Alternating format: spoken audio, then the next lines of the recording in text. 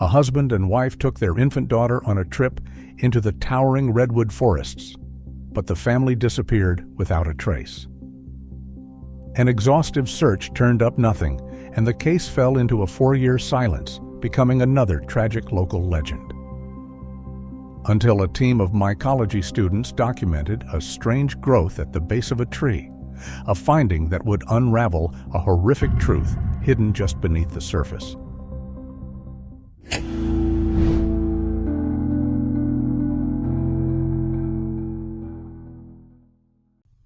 The calls to Serena Quade's cell phone began not with panic, but with mild irritation.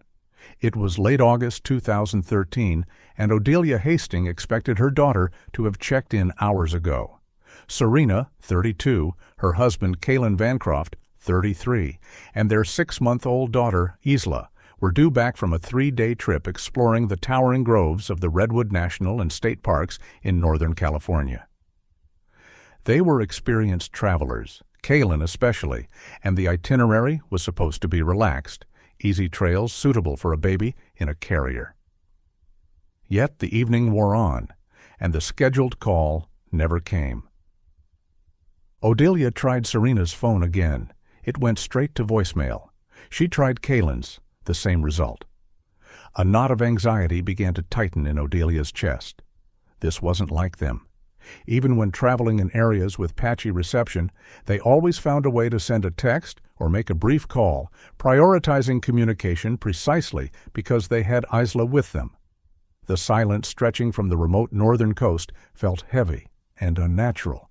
By the following morning, the irritation had fully calcified into fear. Odelia Hastings contacted the local police department, explaining that her daughter and son-in-law were significantly overdue and unreachable. The report was taken, and the information was relayed to the authorities managing the jurisdiction covering the vast expanse of the Redwood Parks.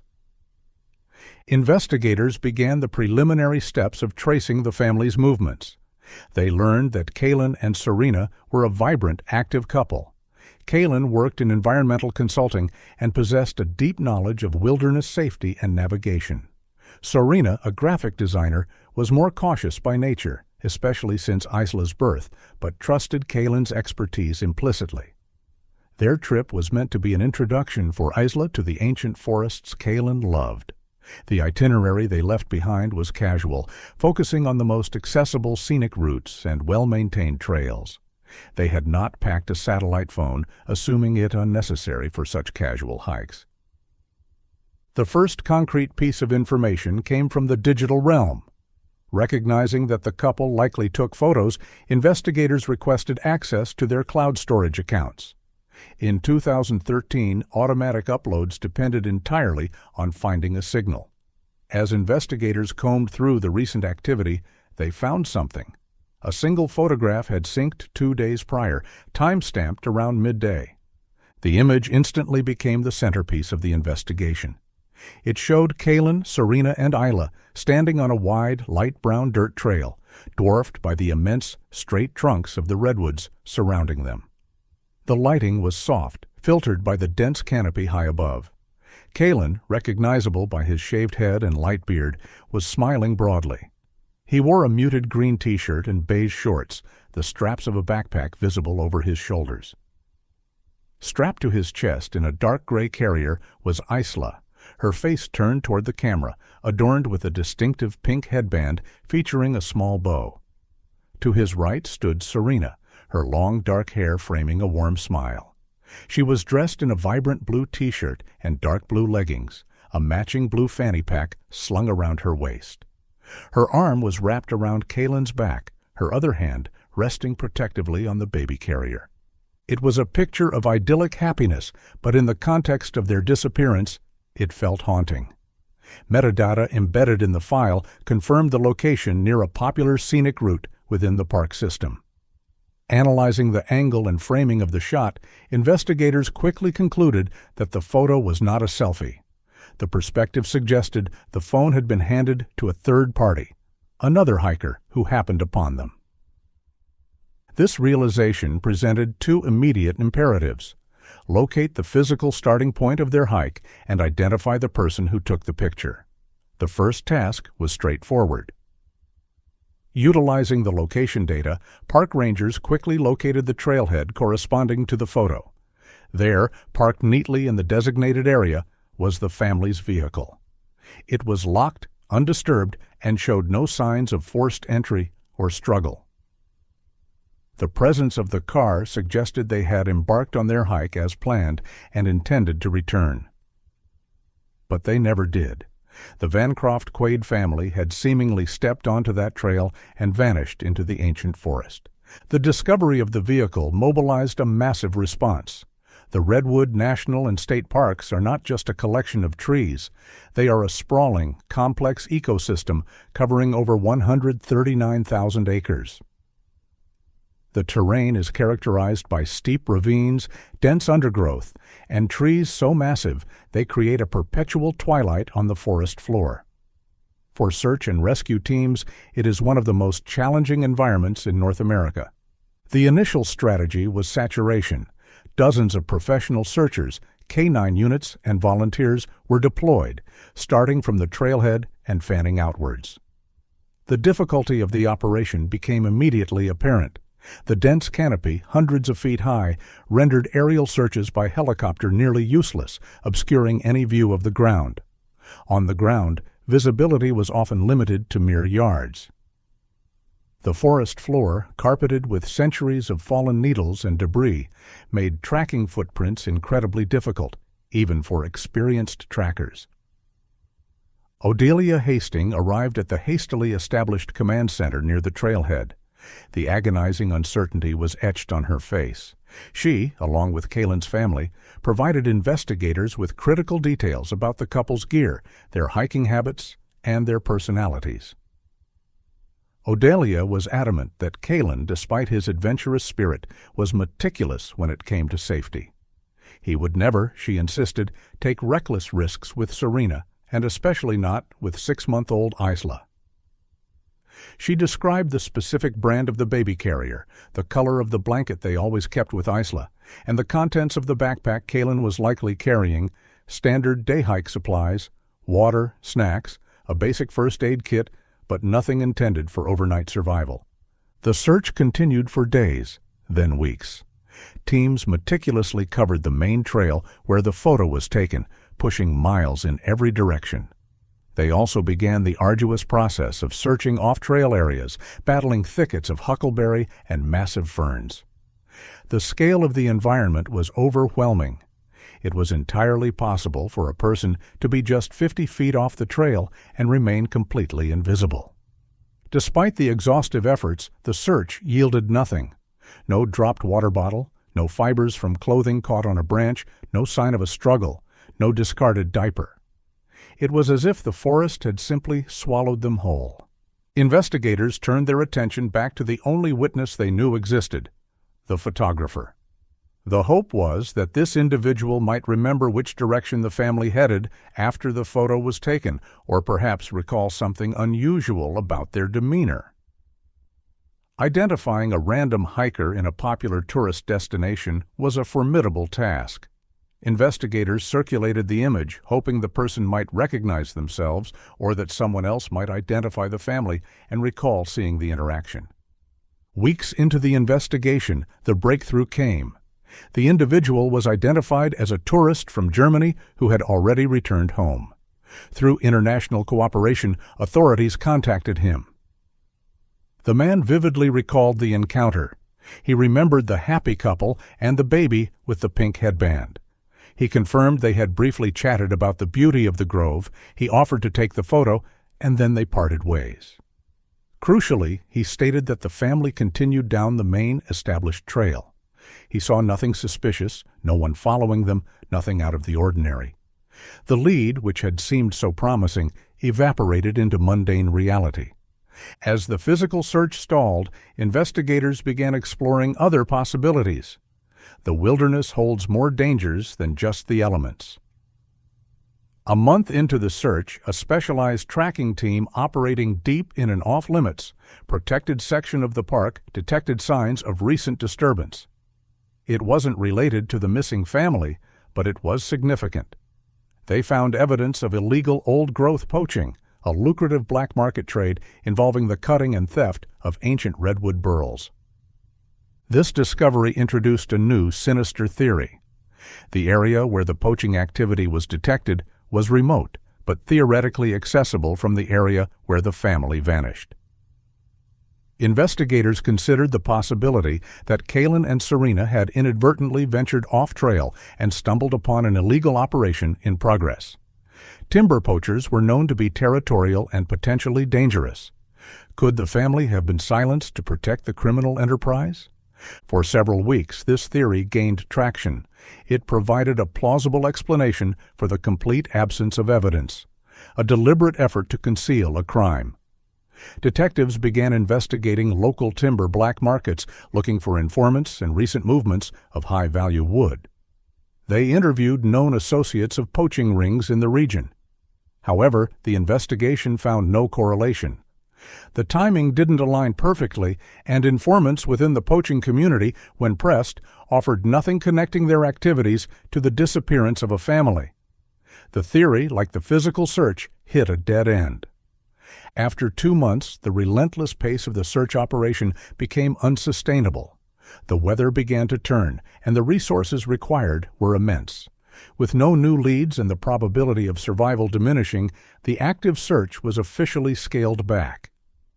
The case remained open, intensely scrutinized by Odelia Hastings, but the initial urgency faded. The disappearance of the Vancroft Quaid family became another tragic mystery held by the silent ancient woods. The trail had gone completely cold. The narrative jumps forward 4 years to the summer of 2017. The memory of the missing family had begun to fade from the public consciousness, though Odelia Hastings continued to press authorities for answers. The forest, meanwhile, continued its slow, inexorable cycle of growth and decay. That summer, a small group of graduate students specializing in mycology from a university in Oregon was conducting intensive field research within the Redwood National and State Parks. They were led by Xander Zeller, a meticulous researcher focused on the impact of recent, localized wildfires on fungal regrowth patterns. Their research permits granted them access to remote, rarely accessed sectors of the park, miles away from the popular trails and significantly distant from the area where Kalin, Serena, and Isla had vanished. Their presence deep in this rugged terrain was entirely legitimate, driven by scientific inquiry. The group had been hiking for several hours, navigating steep slopes and dense undergrowth, moving between their established research grids. The air was damp and cool beneath the canopy, the silence broken only by the sound of their own movements. By early afternoon, they decided to take a break near a large, aging oak tree situated in a small clearing amidst the towering redwoods. Oak trees were less common in this specific area, making it a notable landmark for their research. As they settled down, shedding their heavy packs and retrieving their lunches, Xander Zeller noticed something unusual at the base of the oak. His eyes, trained to spot subtle variations in the forest floor ecology, were drawn to a bizarre, amorphous mass nestled against the tree's roots. It was unlike anything he had encountered in his years of field work. The growth was large, perhaps 3 feet across, and startlingly colored. It was a chaotic mix of bright, sulphurous yellow and stark white, with patches of deep, oily black that looked as if soil or decaying matter had been incorporated into the structure. The texture was lumpy, porous, and wet-looking, almost resembling chemical foam that had been spilled and solidified rather than a natural fungal growth. It looked alien against the dark, damp earth and the reddish-brown bark of the tree. Curiosity piqued, Zeller stood up and approached the mass. As he drew closer, the visual strangeness was accompanied by a distinct, unsettling odor. The forest floor usually smelled of damp earth, pine needles, and the sweet scent of decay. But this was different. It was a sharp, pungent, and deeply putrid smell that cut through the ambient forest air. It was the unmistakable smell of advanced decomposition, but amplified and concentrated. Zeller called the other students over. They were equally fascinated and repulsed. They spent several minutes examining the growth, discussing its potential origins. Was it a massive slime mold? A reaction to some environmental toxin? They took numerous high-resolution photographs, documenting the mass from every angle, capturing the strange coloration and texture against the backdrop of the forest floor. After thoroughly documenting the anomaly, the group shouldered their packs and continued on to their next research grid, the strange encounter lingering in their minds. That evening, back at a remote research outpost station maintained by the Park Service, the group was reviewing their findings. They showed the photographs to a resident park botanist who was stationed there for the season. The botanist was stunned by the images. He remarked on the sheer size and the vibrant, unnatural coloration.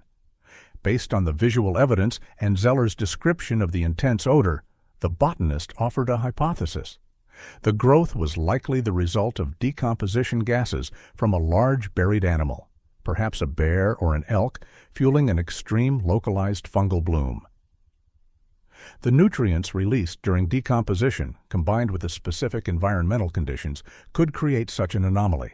This explanation resonated with the group.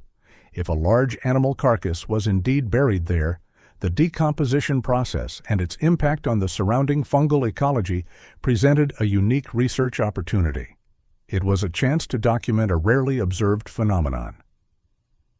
Driven by this scientific curiosity, Zeller and his team decided to return to the site the next day. They equipped themselves with sampling tools, core samplers, and the compact survival shovels they carried for fieldwork. The hike back to the oak tree was focused and swift. When they arrived, the fungal mass was unchanged, the pungent odor hanging heavily in the air. They began their work methodically. The plan was to take soil samples from around the mass and then carefully excavate a small section to determine the source of the nutrients. Zeller began digging at the edge of the growth. The soil was loose, making the initial digging easy. As he dug deeper, the stench intensified rapidly, becoming almost overwhelming. They had to take turns digging, the odor forcing them to step back for fresh air. A few feet down, Zeller's shovel struck something resilient. It wasn't the resistance of a root or a rock, but something that yielded slightly under the pressure. He cleared the loose dirt away. It was a sheet of heavy-duty black plastic. It wasn't a natural part of the forest floor. The realization that this was not a buried animal hit the group instantly. The atmosphere shifted from scientific curiosity to apprehension. They continued digging, now with a sense of urgency. They uncovered more of the plastic, realizing it was a large tarp. It appeared to be layered multiple times, suggesting a deliberate effort to seal whatever was inside. The implications were ominous. This was a clandestine burial. Working together, they managed to clear enough dirt to expose a significant section of the tarp. Using a field knife, Zeller carefully cut through the layers of plastic. The moment the seal was broken, the concentrated odor of decomposition rushed out. Peering into the opening, they saw not the fur of an animal, but the heavily decomposed remains of a human adult. The discovery was jarring. The students immediately stopped the excavation. The reality of their situation, deep in the wilderness, standing over a hidden grave, was overwhelming. Zeller retrieved the satellite phone from his pack and, with shaking hands, contacted the authorities, reporting the discovery of human remains in one of the most remote sections of the park. The coordinates provided by Xander Zeller directed authorities to a location far from any established trail system. The logistical challenge of reaching the site was significant. A specialized forensic team had to be airlifted as close as possible and then hike for several hours through the rugged terrain, carrying heavy equipment. The isolation that had kept the grave hidden for years now complicated the investigation. When the team arrived, they found the scene exactly as the students had described it, the bizarre, vibrant fungal growth contrasting sharply with the disturbed earth and the exposed section of black tarp. The students, who had remained nearby as instructed, were interviewed by the initial responding officers. They recounted the discovery, emphasizing the scientific curiosity that led them to dig and the shock of finding human remains. The forensic team began the meticulous process of securing the scene. The remote location required them to establish a perimeter and work under field conditions, battling the damp environment and the overwhelming odor emanating from the grave. The excavation was slow and methodical. Every layer of soil was sifted, every piece of potential evidence catalogued. The strange fungal growth was carefully documented and sampled, recognized as a byproduct of the decomposition process occurring beneath it. The excavation revealed the full extent of the burial. The body was tightly wrapped in multiple layers of heavy-duty black tarp, sealed with a thoroughness that suggested time and deliberation. This was not a hasty burial, it was a calculated disposal. After several hours of painstaking work, the body, still encased in the tarp, was removed from the grave and prepared for transport to the medical examiner's office. The initial assessment at the scene confirmed the remains were those of an adult male, but the identity remained unknown. The news of the discovery rippled through the region, reaching Odelia Hastings. The discovery of a body in the Redwoods inevitably raised the painful possibility that it might be connected to the disappearance of her family 4 years earlier. The uncertainty was agonizing. At the medical examiner's office, the process of identification began. The advanced state of decomposition made visual identification impossible.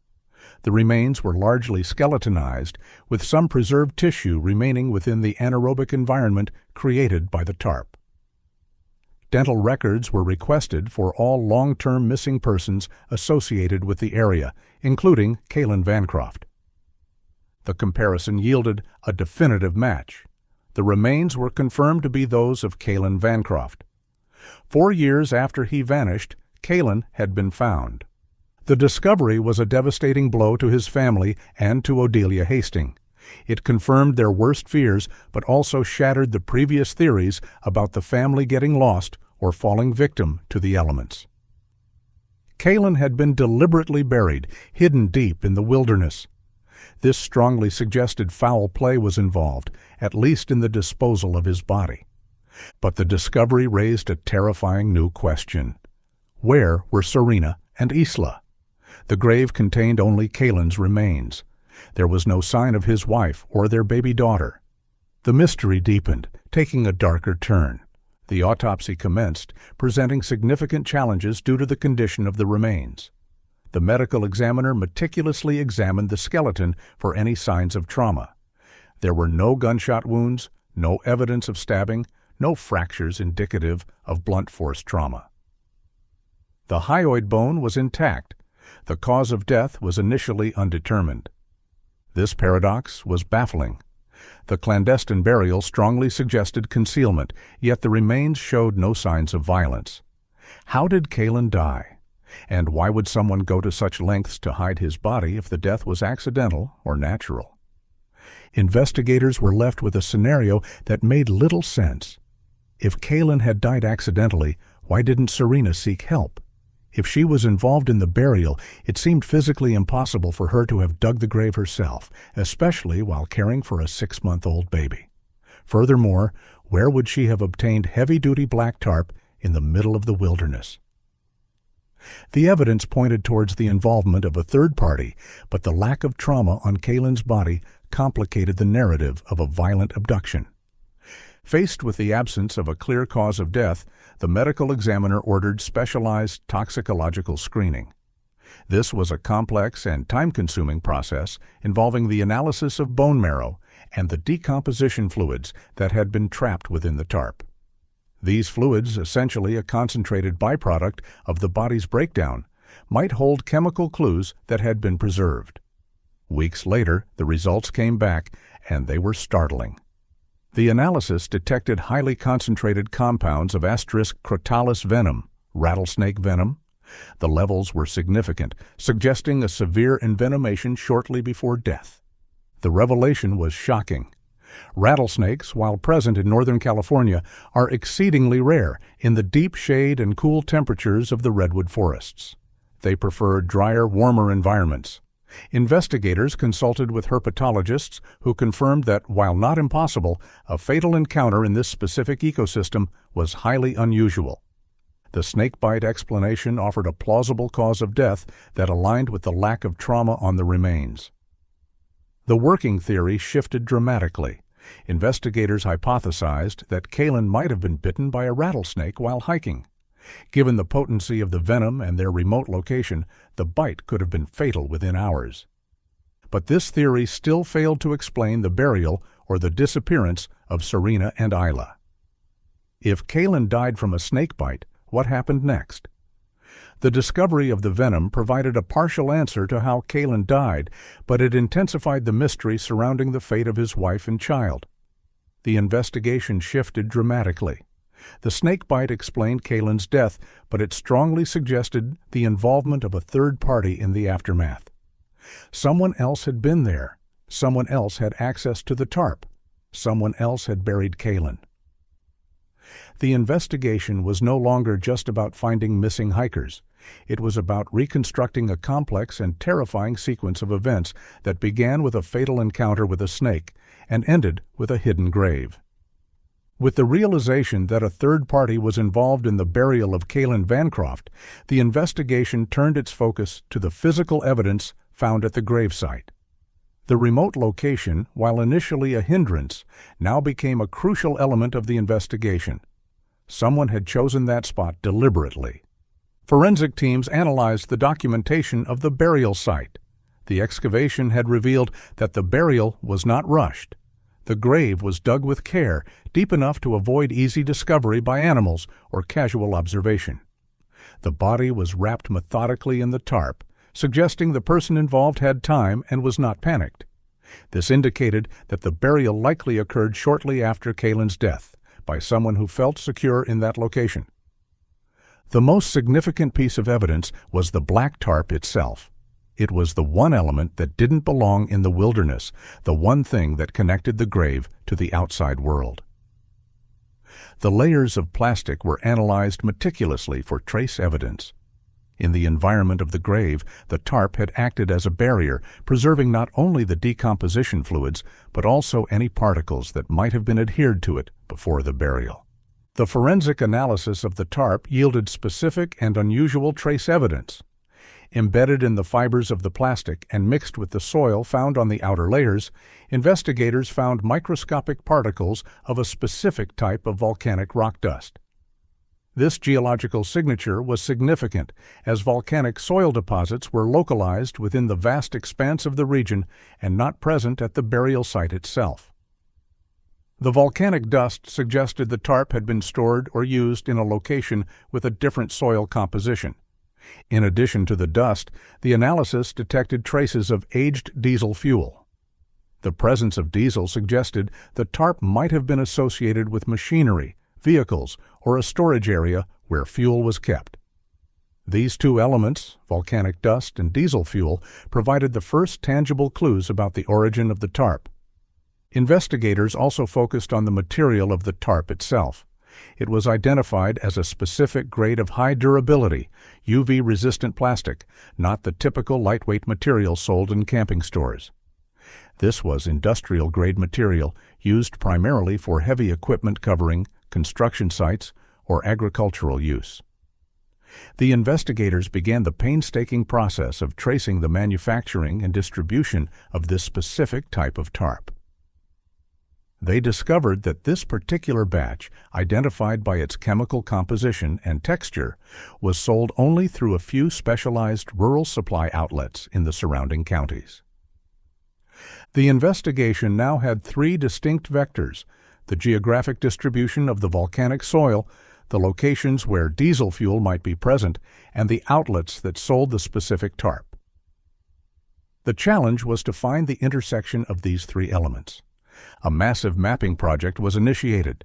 Investigators began by mapping the geological surveys of the region, identifying areas characterized by the specific volcanic soil deposits found on the tarp. They then cross-referenced this information with satellite imagery and decades-old property records. They were looking for remote properties, homesteads, or industrial sites located within a drivable radius of the burial site. The presence of diesel suggested they should focus on properties with vehicles or heavy equipment, particularly those accessible via old logging roads or unmaintained tracks. This was not a quick process. The region surrounding the Redwood National and State Parks is sparsely populated, characterized by isolated homesteads, old logging camps, and properties whose owners valued privacy and seclusion. The mapping project generated dozens of potential locations that matched at least some of the criteria. While the forensic and geographical analysis continued, the human element of the tragedy remained central. Odelia Hastings had to process the discovery of Kalin's remains and the bizarre cause of death. The confirmation of his death was devastating, ending 4 years of uncertainty but confirming her worst fears. The explanation of the snakebite provided little comfort. To Odelia, the fact that Kalin had been buried secretly only reinforced her belief that something terrible had happened to Serena and Isla. If Kalin's death was an accident, why hadn't the person who buried him come forward? Why hadn't they helped Serena and Isla? The investigation was now operating under the assumption that Serena and Isla might still be alive, perhaps held captive, or that they had been murdered and disposed of separately. The pressure to identify the origin of the tarp was immense. The painstaking work of the mapping project was narrowing the field, moving the investigation from the vast wilderness to the isolated pockets of human habitation hidden within it. The intersection of the volcanic dust, the diesel fuel, and the agricultural tarp was leading investigators toward a specific area, a place where the secrets of the past 4 years might be hidden. The mapping project, integrating geological data, trace evidence analysis, and supply chain information, began to yield actionable intelligence. The dozens of isolated properties identified were prioritized based on how closely they matched the profile derived from the evidence. Investigators began the systematic process of visiting these locations. Given the sensitive nature of the investigation and the independent, often suspicious nature of the residents in these remote areas, the approach had to be cautious. They couldn't simply arrive and start asking questions about a 4-year-old disappearance and a hidden grave. The investigators often operated under the pretext of routine fire safety compliance checks or illegal cultivation surveys, common reasons for law enforcement presence in the region. This allowed them to assess the residents, observe the premises, and look for the specific elements identified in the investigation without raising suspicion. They visited old logging camps, isolated cabins, and off-grid homesteads. At each location, they looked for rolls of the specific black agricultural tarp, signs of heavy equipment, and the presence of diesel storage. They also took discrete soil samples for comparison with the volcanic dust found at the grave. The investigation eventually focused on a property situated about 8 miles from Kalin's grave. This property was located in an area characterized by the specific volcanic soil identified in the forensic analysis. It was accessible only via a rough, unmaintained track that cut through the dense forest, making it extremely isolated. The property was owned by Waylon Yarrow, a man in his late 50s. Local records indicated that Yarrow lived alone and had owned the property for decades. Interviews with locals in the nearest small town painted a picture of Yarrow as an eccentric and sometimes volatile recluse. He was known to live entirely off-grid, rarely coming into town for supplies, and fiercely protective of his privacy. 2 detectives were assigned to conduct the initial visit to Yarrow's homestead. The drive itself was challenging, the unmaintained track requiring a high-clearance vehicle. As they approached the property, the sense of isolation was profound. The homestead was a collection of structures built over time, a main cabin, several outbuildings, and sheds. The property was cluttered with old machinery, rusting vehicles, and various debris. It had an unkempt, almost feral atmosphere. The detectives approached the main cabin and announced their presence. Waylon Yarrow emerged. He was a weathered man, dressed in worn work clothes, his expression immediately defensive and hostile. He questioned the detectives' presence on his property, demanding to know why they were there.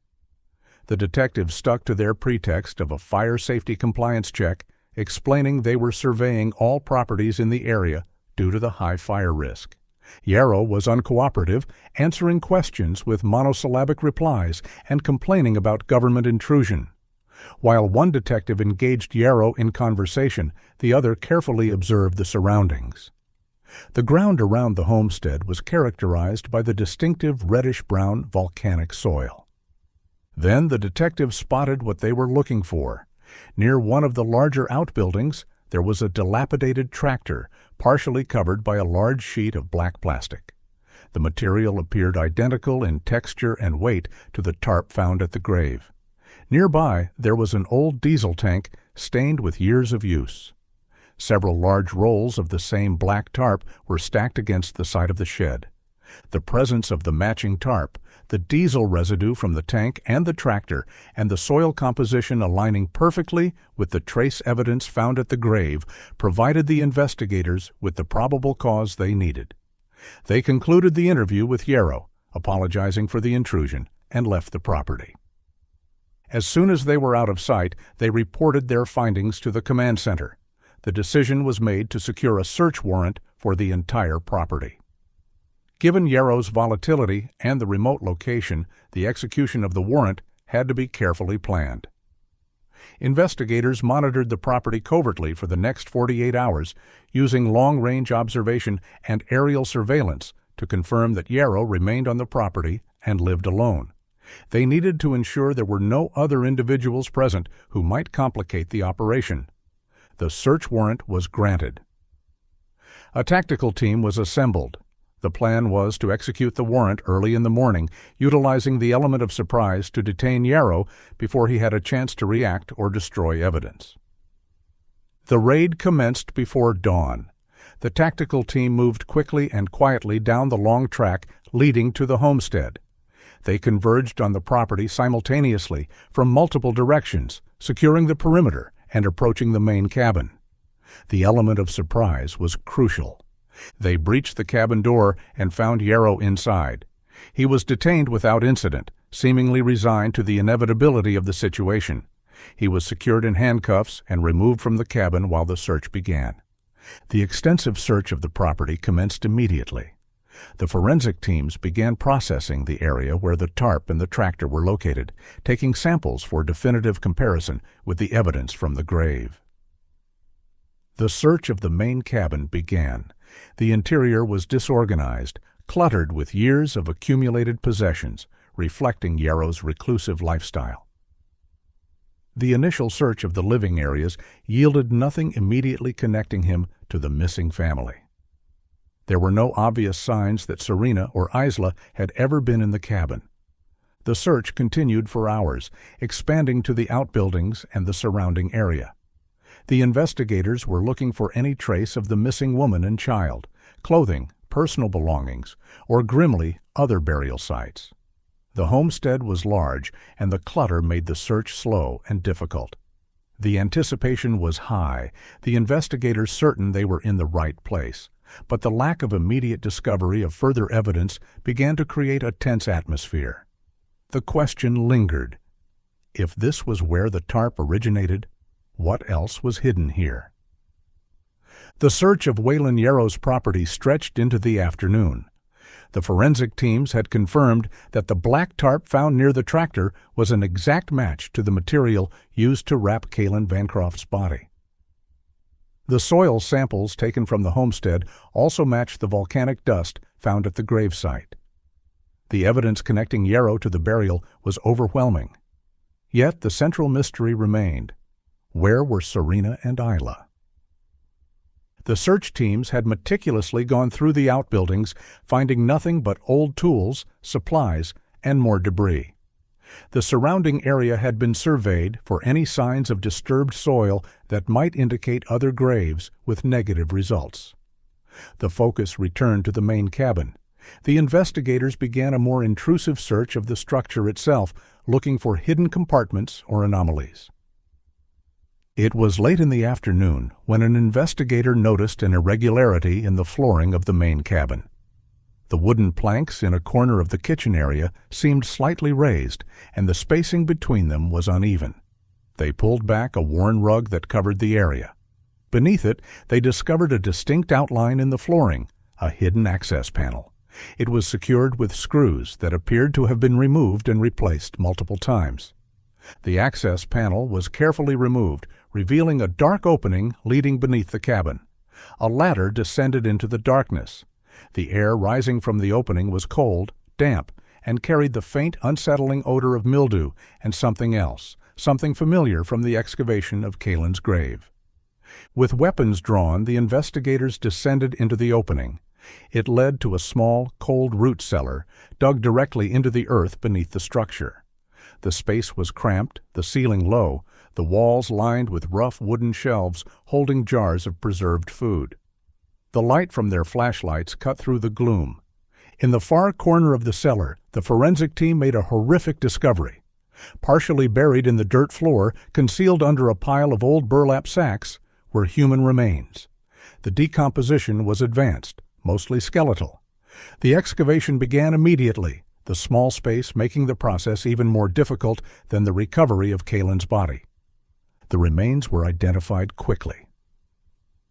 The clothing fragments found with the body matched the description of what Serena Quaid was wearing when she disappeared. Dental records later confirmed the identification. Serena had been found. The discovery of Serena's body confirmed the darkest theories of the investigation. The examination of the scene in the root cellar indicated a violent end. There was evidence suggesting she had been restrained. The autopsy later confirmed the cause of death. The hyoid bone was fractured, indicating she had died from strangulation. The discovery of Serena's body answered one question but intensified the urgency of another. What happened to baby Isla? There was no sign of the infant's remains in the root cellar or anywhere else on the property. However, the investigators found other items in the cellar that connected back to the disappearance. In a corner, hidden behind a stack of crates, they found a small, mildewed bag. Inside, they discovered the blue fanny pack that Serena was seen wearing in the last photo. It still contained her wallet and identification. Along with the fanny pack, they found a small bundle of baby clothing and a distinct, handcrafted blanket. The items confirmed that Isla had also been at the homestead. Waylon Yarrow was formally arrested and transported to the county jail. He had remained silent throughout the search, his expression inscrutable. Now, confronted with the discovery of Serena's remains on his property and the evidence connecting him to Kalin's burial, the interrogation began. The interrogation room was small and sterile, a stark contrast to the chaotic environment of Yarrow's homestead. The detectives presented the evidence methodically, laying out the connection between the tarp, the soil, and the bodies. Yarrow initially denied any knowledge of the disappearance, claiming the remains must have been there before he owned the property, a claim easily disproven by the timeline. The interrogation continued for hours. The detectives pressed on Yarrow, emphasizing the gravity of the situation and the inevitability of his conviction.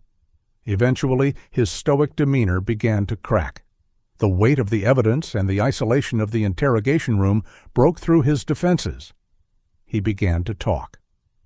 Over the next several hours, Waylon Yarrow confessed, providing a detailed account of the events that transpired in August 2013. His story was a chilling narrative of tragic accident followed by opportunistic violence. According to Yarrow, late in the evening on the day the family disappeared, he was in his cabin, heavily intoxicated. He heard a noise outside, a frantic shouting. He went to investigate and found a woman stumbling onto his property. It was Serena. She was carrying a baby, Isla. She was lost, hysterical, and desperate for help. Serena explained that they had been hiking and decided to go off-trail to find a secluded spot to rest and feed the baby. While they were resting, Kalin had accidentally sat down on a rattlesnake that was concealed in the undergrowth. The snake had bitten him multiple times. Kalin had gone into shock rapidly. Serena, inexperienced in the wilderness and terrified, tried to help him, but he quickly became unresponsive. They had no satellite phone and no cell service. Serena realized she needed to find help. She took the baby and started walking, trying to find a trail or a road. She had become disoriented and lost, wandering in the dark for several hours before she stumbled upon Yarrow's homestead. Yarrow claimed that, upon hearing her story, he agreed to help. He took his rifle and a flashlight and followed Serena back into the woods. She led him to the area where Kalin lay. When they arrived, Yarrow checked Kalin. He was already deceased. The signs of the snake bite were evident, swelling and discoloration around the wounds. It was at this moment, according to Yarrow, that his intentions shifted. He was drunk, isolated, and recognized the opportunity presented by the situation. Serena was alone, lost, and desperate. No one knew where she was. No one would connect her disappearance to his remote property. Instead of using the satellite phone he possessed at his property to call for help, he made a dark decision. He forced Serena and the baby back to his cabin at gunpoint. He held them captive overnight. In his confession, Yarrow admitted to sexually assaulting Serena in the cabin. The root cellar, accessible from inside the cabin, was where he restrained her. The next day, when Yarrow sobered up, he realized the gravity of his actions. He had kidnapped and assaulted a woman. He knew that if he let her go, she would report him to the authorities. He made the decision to cover up his crimes. He murdered Serena in the root cellar, strangling her, and then concealed her body under the dirt floor. With Serena dead, Yarrow then had to deal with Kalin's body. He took a roll of the black agricultural tarp from his supplies and hiked back to the area where Kalin lay. He wrapped the body meticulously in the tarp and buried him near where he died, choosing the spot near the oak tree for its isolation. He dug a deep grave to ensure the body would not be discovered. He believed that if the bodies were never found, he would never be caught. Yarrow's confession explained the bizarre circumstances of the case, the snake bite, the clandestine burial, and the disappearance of Serena and Isla. It was a narrative of a tragic accident intersecting with human depravity. The investigation had finally uncovered the truth about what happened to Kalin and Serena. But one crucial question remained unanswered, hanging heavy in the sterile air of the interrogation room. What happened to the baby? When the detectives pressed Waylon Yarrow about the fate of baby Isla, his response was unexpected. He insisted that, despite the brutality of his actions against Serena, he couldn't bring himself to harm the infant. He claimed that after the murders, he was left with the 6-month-old baby, unsure of what to do. He didn't want another death on his conscience, but he couldn't keep the child. According to Yarrow, in the days following the murders, he made a drastic decision. He claimed he packed supplies, took the baby, and drove south. He stated he crossed the border into Mexico and traveled deep into the country to a small town in the state of Oaxaca. There, he relinquished the baby to a local orphanage, providing false information about her identity, claiming she was the child of a relative who could no longer care for her. Investigators were immediately skeptical of this claim. It seemed too convenient, a self-serving attempt to mitigate the monstrosity of his crimes. However, they were obligated to investigate the possibility that Isla might still be alive. They began the complex process of attempting to verify Yarrow's story. They uncovered evidence that supported part of his account. Border crossing data and receipts found at his homestead confirmed that Yarrow did indeed travel deep into Mexico shortly after the murders in 2013. He had been gone for nearly 2 weeks.